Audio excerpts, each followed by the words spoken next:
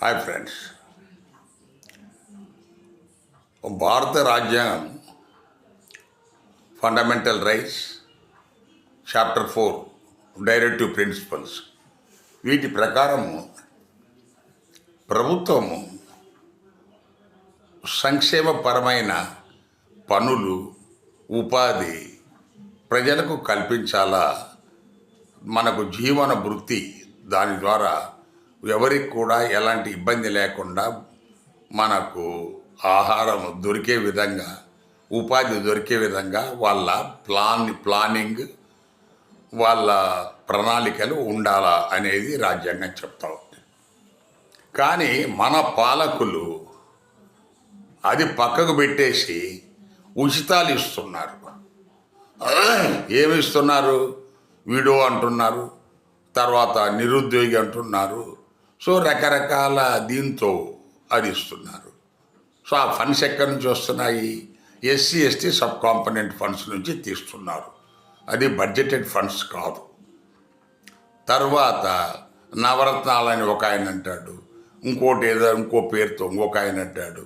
ఇవన్నీ కూడా ఎస్సీ ఎస్టీల కోసం ఇయర్ మార్క్ చేసిన నిధులను దారి మళ్లించి వాళ్ళకి ఇవ్వకుండా వాళ్ళని ఇంకా అనగదొక్కుతూ పేదరికంలోనే ఉంచి దాన్ని అందరికీ పంచి ఒకవైపు ఏదో రిజర్వేషన్లు పొందుతున్నారు, రెండో వైపు మీకు ప్రత్యేక నిధులు వస్తున్నాయి, మీరంతా ఆదాని అంబానీతో పోటీ పడుతున్నారని సమాజంలో ఒక దురభిప్రాయం కలిగించేలా ప్రభుత్వాలు పనిచేస్తూ ఉన్నాయి.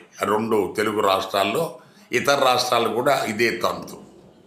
సో ఈ వీడియోలో ప్రధానంగా చెప్పదలుచుకున్నది ఏంటంటే, ఎవరికి కూడా మీరు ఉచితాలు ఇవ్వద్దు. ఎస్సీ ఎస్టీలకు కూడా వాళ్ళకు పని కల్పించండి.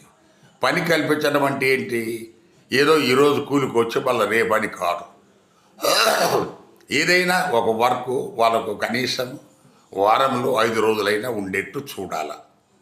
నెంబర్ 2, సో ఈ దేవాదాయ ధర్మాదాయ శాఖకు సంబంధించిన భూములు ఏమైతే ఉన్నాయో వాటిని మీరు ఎవరికి ఇవ్వద్దు, దేవుడి దగ్గరనే ఉంచండి.